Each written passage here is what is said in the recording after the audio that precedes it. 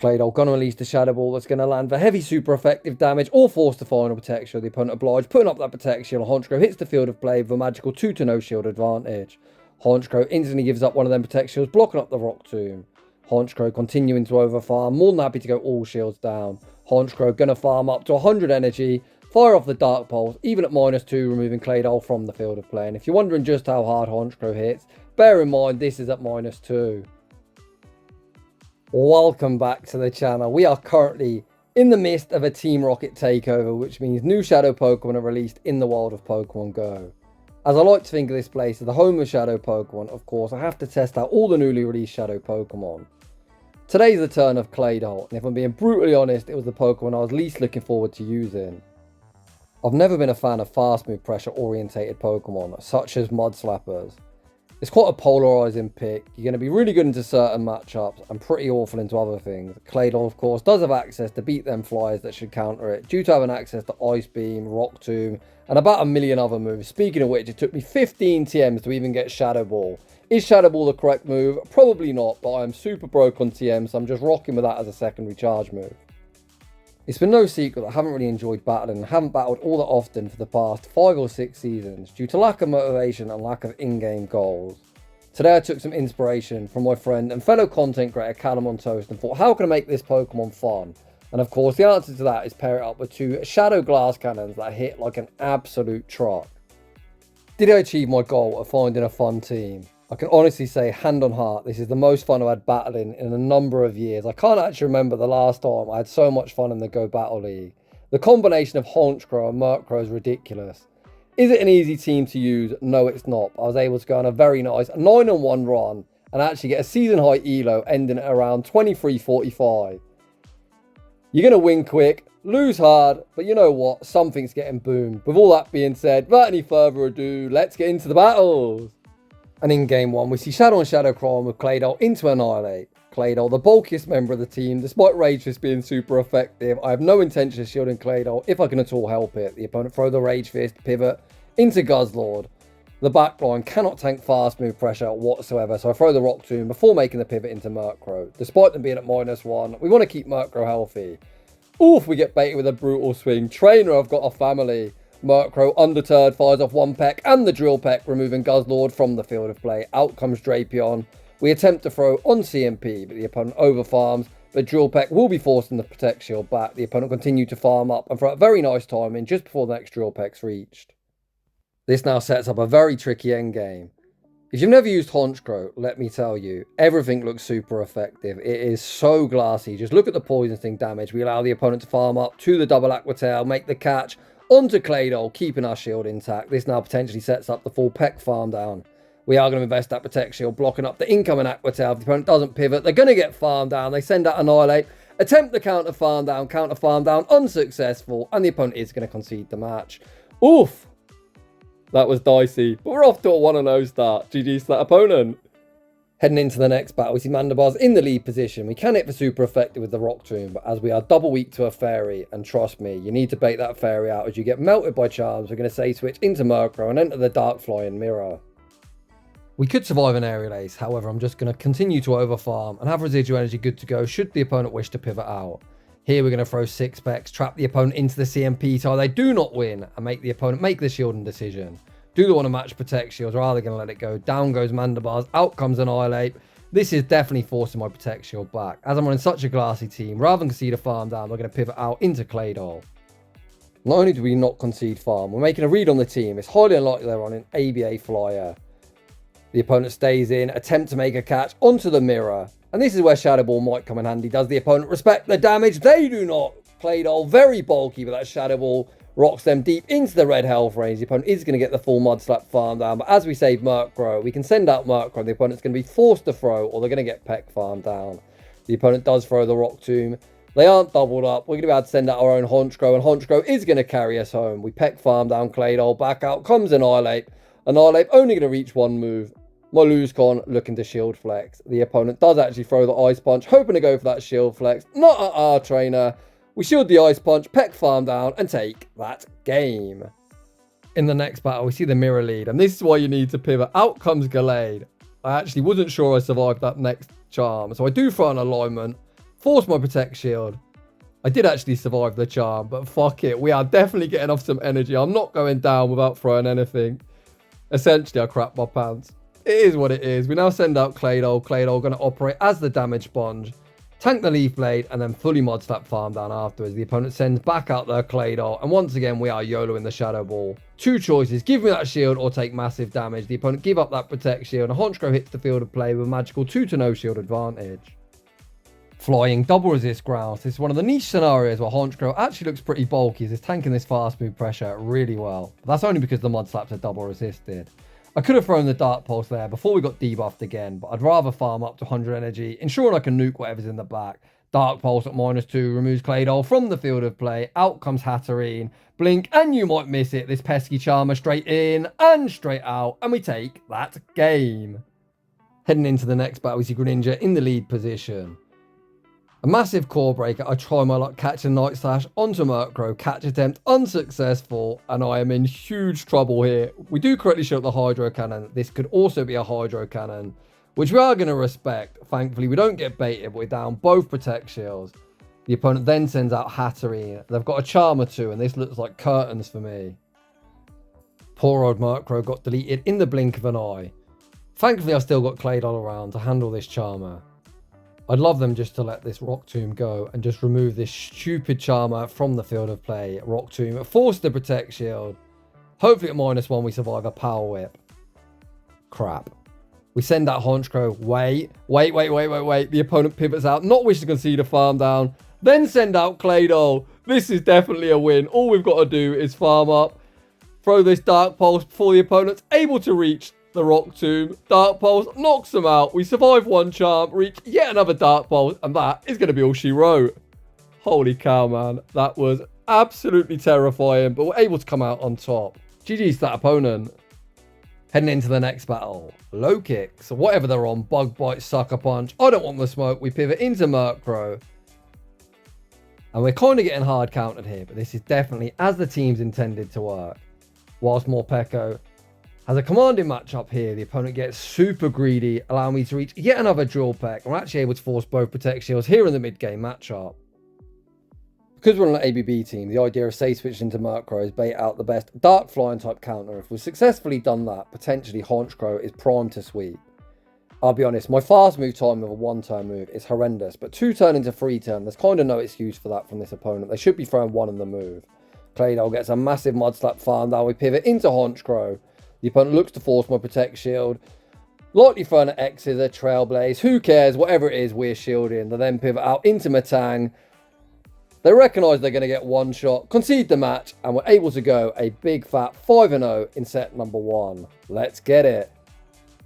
Heading into the next set and looking to keep the momentum up, we see the world's smallest Claydol. That thing is literally a baby. It's still got the placenta hanging off it. We say switch into Murkrow, and out comes an Ice Fang Drapion. Ouch. Whilst I am able to force a protection on the mid-game matchup, them non-stab Ice Fangs did so much damage, we're unable to reach another move or unable to get them to dump some energy. However, we can send out Claydol here, and I'm just going to completely sacrifice it. Hopefully we can Mud Slap farm down before the next Aqua Tail's reached. Unfortunately, that isn't achievable, and it's going to be a 2-shielded Honchkrow versus the Wild. We know we're commanding into Claydol. What is that third? The opponent sends out a Peck Malamar, a very cool pick. The opponent tries to catch onto Claydol, catch attempt unsuccessful, and for me to win this game, we need to get a perfect undercharge. We go for a nice, come on. How did I disrespect the mighty Honchkrow? A nice did like 65%, and essentially I've just done far too much damage. I think there I need to literally swipe like 1 ring and that's it. Unable to double up on Malamar, and unfortunately this one that does end in heartbreaking defeat. The idea was correct, but the execution did let me down. Heading into the next battle. We see one of the few leads I'm definitely not pivoting out on. The opponent recognise they need to pivot out, and they send out their own Claydol. We counter swap in Murkrow, throw this Foul Play before the opponent looks to debuff me. Foul Play, force the Protect Shield, and that is definitely a mistake.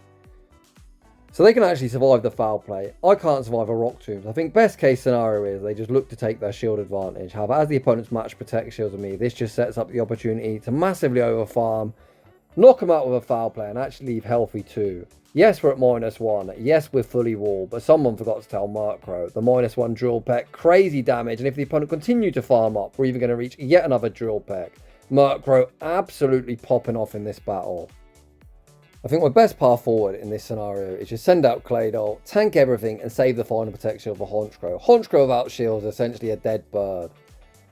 The opponent is going to be able to remove Claydol from the field of play. Lodged in Peck farm down range. The opponent not wishing to concede a farm down, pivot out into Primeape, and look at the Peck damage. Absolutely ridiculous. The opponent go for the Rage Fist bait. But sorry Primeape, you're one of my favourite Pokemon, but that Rage Fist bait will not be saving your fate. We fire off the Dark Pulse. Dark Pulse removes Primeape from the field of play. We Peck farm down Pawniard and take that game. Heading into the next battle, we see a fighting lead. So despite having double flying in the back, they take neutral on fighting, whereas Claydol does resist, so I do tend to stay in these matchups. I'm going to fire off the Rock Tomb. Rock Tomb actually gets called, but that's kind of fine for me, because it means any one move should be survivable. The opponent fire off the Icy Wind with an attempt to snipe with Murkrow, a snipe attempt unsuccessful, but out comes Sableye, which by no means is a good matchup here. In theory, my knowledge of typing effectiveness tells me that the Shadow Claws should be resisted, but they're still chunking. The opponent commits to the Power Gem / Dazzling Gleam, unable to get there, and Sableye gets fully Peck farmed down. Out comes Annihilate. To be honest, I could just fast move beat down this team. We throw the Drill Peck, forcing a Protect Shield, but this is going to be a fast move beat down to the finish. We send out Claydol. Claydol going to look to force the energy. Honchkrow going to Peck farm down the remainder of the team. The opponent sees the Crow, don't want the smoke, and they concede the match. Heading into the next battle, we see Wireless in the lead position. This is definitely a problem for me. Firstly, Dragon Breath, despite the rework, going to do crazy damage to my backline. They also outpace 2, taking only 9 turns to the Body Slam. I don't think either of my back 2 Pokemon tank a Body Slam particularly well. We get baited with said Body Slam, but we do throw the Rock Tomb, debuffing their attack. At this point, throw the Dark Pulse Trainer, enjoy yourself. Dark Pulse actually isn't lethal, and we end up simultaneously swapping once again with Murkrow into Sableye. As this is Shadow and Shadow Crime, Drill Peck should pick up a one-shot. The opponent invests the Protect Shield, and now I've got a decision to make. I was unsure if I could fully Peck farm down after committing one shield with Honchkrow, so we match Protect Shield and just look to remove this Sableye from the field of play. However, this is a scary spot for me to be in. I now have no shields to hide behind. However, Murkrow does have health, and if Wireless returns, they are going to have to dump energy. Back out comes Wireless. As Wireless doesn't dump energy, they bank the Body Slam, pivot into Mandibuzz. Claydol able to reach the Rock Tomb. Rock Tomb, not only super effective, putting them into Brave Bird range, but also debuffs their attack. This should mean that an Aerial Ace should be very easily survivable. Bearing in mind, Aerial Ace, a mover called Aerial Art, and Mandibuzz hits like a wet noodle. That still did quite a lot, but this game is signed, sealed, and delivered. Brave Bird, massive overkill. Even if Wireless leaves with a charge move, which they're not going to do, as they're dumping it here. We've got one banked on Murkrow. Murkrow easily wins this charge attack priority, and this one is going to end in victory. GG's to that opponent. Heading into the next battle, we see a fantastic lead with Pawniard in the lead position. The opponent saves switch into Murkrow, and this is definitely problematic. So after we see my 9-1 ROM, we're going to see some earlier battles with me trying to figure the team out. Here I'm going to make the adjustment, force my Protect Shield back. Not only do I force the Protect Shield back, I debuff their attack, meaning we can just about survive a Drill Peck. Not well, but one is survivable, and this is now going to mean the opponent's going to have to double shield if I want to flip alignment, or we're going to be able to maintain that positive alignment we had in the opening matchup. The opponent reluctant to 2-shield for switch advantage, which is kind of best case scenario, but the issue for me here is switch timers are heavily misaligned. I send out Claydol, the opponent enters the mirror. Here I was thinking, should I try and catch a Scorching Sand, but then I thought if they've got Ice Beam, or they bait, we're in trouble. We bank a charge move, and this is actually kind of funny. So what I've banked is what could be a Scorching Sands. So when I send out Murkrow here, we can fire off this Dark Pulse, removing them from the field of play. The opponent's going to know that we've got a charge move banked, so likely the Brave Bird goes unshielded. I thought about calling the Night Slash last second. Invest the Protect Shield on the X-Scissor. Is my theory correct? Are they going to tank this move, thinking a Scorching Sands will do more? Yes, they are. Brave Bird even resisted, picks up the one-hit KO, and we take that game. And this is the joys of blind battles. Of course, people do not know your moveset. So you can see there, we was able to go 9-1 and get to like 23-45. So we're going to head into some bonus battles with me trying to figure out how to run this very glassy team. We let Claydol into Mandibuzz. I instantly pivot into Murkrow. The opponent stays in, farm up a boatload of energy. We end up throwing the Drill Peck, winning CMP. We just about survived the Aerial Ace, which is huge for me as we're doubled up, and this next Drill Peck is going to land for decent damage. So Murkrow not only done massive damage, but also forced a Protect Shield too. As the opponent stayed in against my Dark Flying type, I'm calling they don't have an answer for Dark Flying, so I'm going to send out Murkrow, go for the one shield, look for the farm down, the opponent not wishing to concede a farm down, send out Drapion, we bank a boatload of energy and make the catch onto Claydol. I've already decided that I'm just going to mud slap the absolute shit out of this thing and invest no protect shields whatsoever and save the final shield for our mighty Honchkrow. The opponent's over farmed here. I'm really hoping I can peck farm down before the Aqua Tail's reached, but heartbreakingly, the opponent perfectly overfarmed and do reach the departing Aqua Tail, and we are now shieldless. The problem with Honchkrow is our cheapest charge move is 50 energy, so if Mandibuzz returns, I'm just going to peck farm down. Here I make a huge mistake. So I'm waiting to see what comes in. I end up tapping another quick move, and that is going to cost me.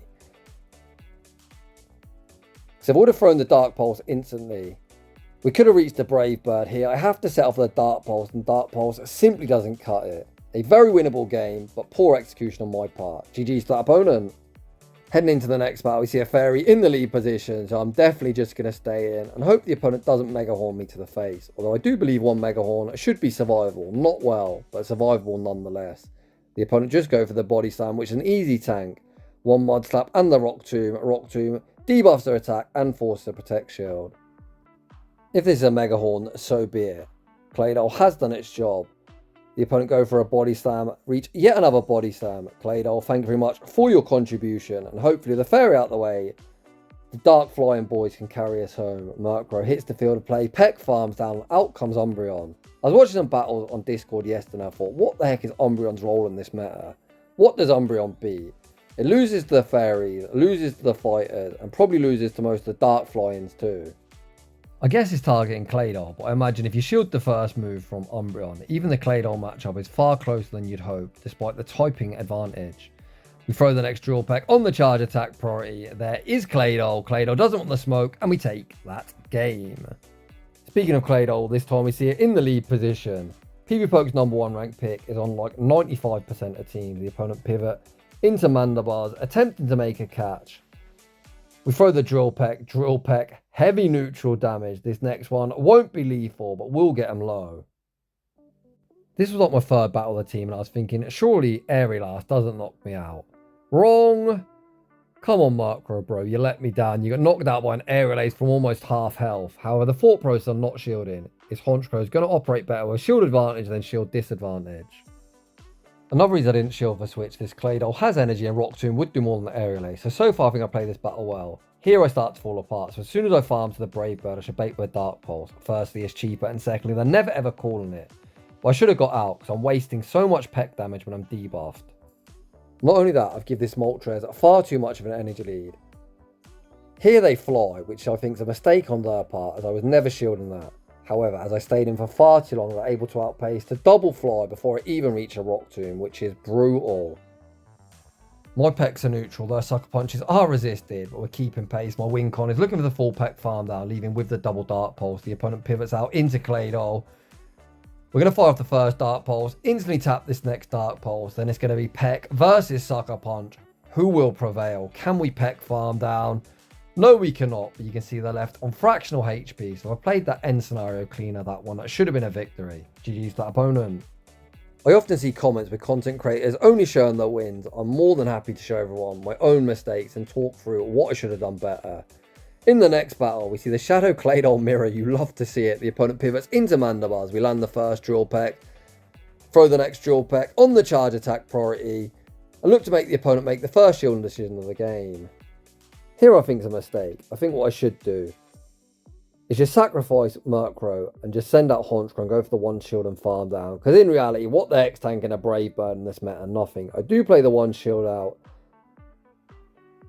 And to be honest, switch advantage ends up being really important. So in hindsight, maybe fighting for switch was a good idea, as we're able to land a Drill Peck on the incoming pawn yard. We can of course absorb all this energy. They're inevitably going to send out Claydol, and at this stage, trainer, you need to Scorching Sand, although I'm never ever shielding this move.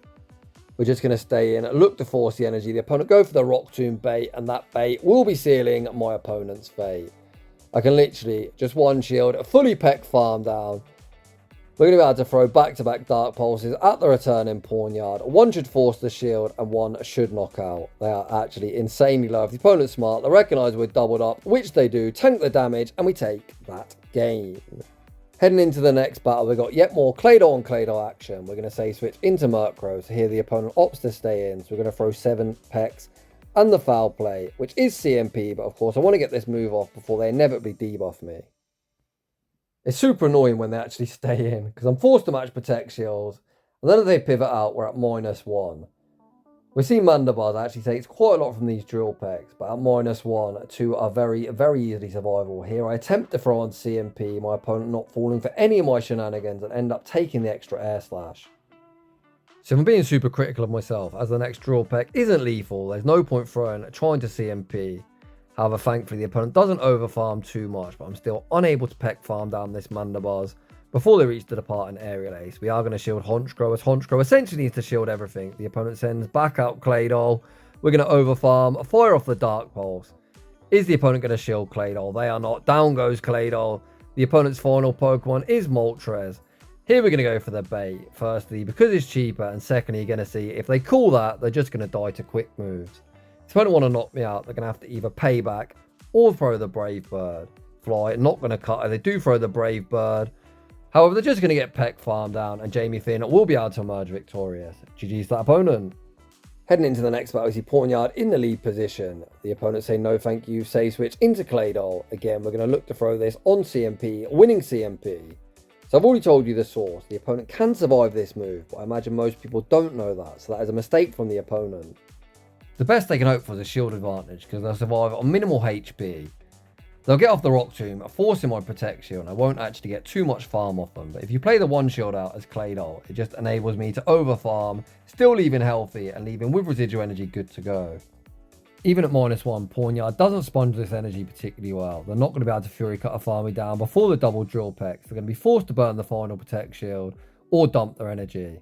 The opponent goes down the path of dumping energy, and we're in a commanding spot in this matchup. Night Slash removes me from the field of play.